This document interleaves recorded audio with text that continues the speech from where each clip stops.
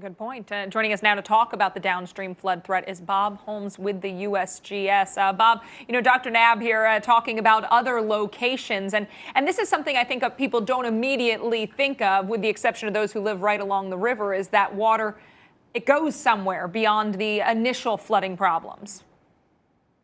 Well, that's correct. I mean, the Mississippi River is a large, the basin is a large basin. So that flood water coming down the Missouri River right now is going to eventually find its way into the Mississippi River and on down into the Gulf. Which areas, Bob, do you think could be most affected by the downstream flooding, considering we may even get some more, springtime thunderstorms here over the course of the next few weeks?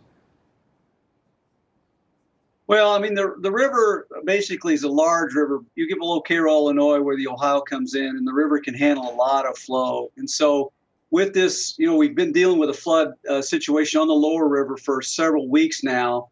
And that flood crest is, as you have mentioned, in the below Baton Rouge in the New Orleans area as we speak.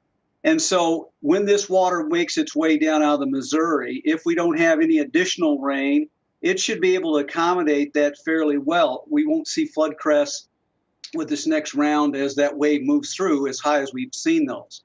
However, with the long-term outlook, if it starts to get wetter, we dump a whole bunch of rain.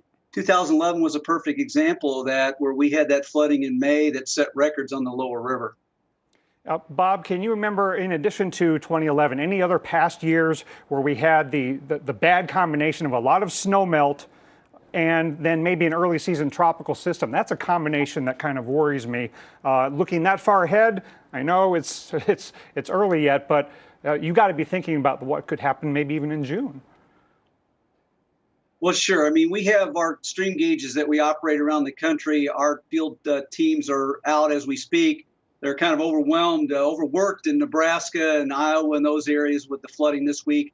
They're out on the rivers making flow measurements. We'll be ready for those floods if they do get worse.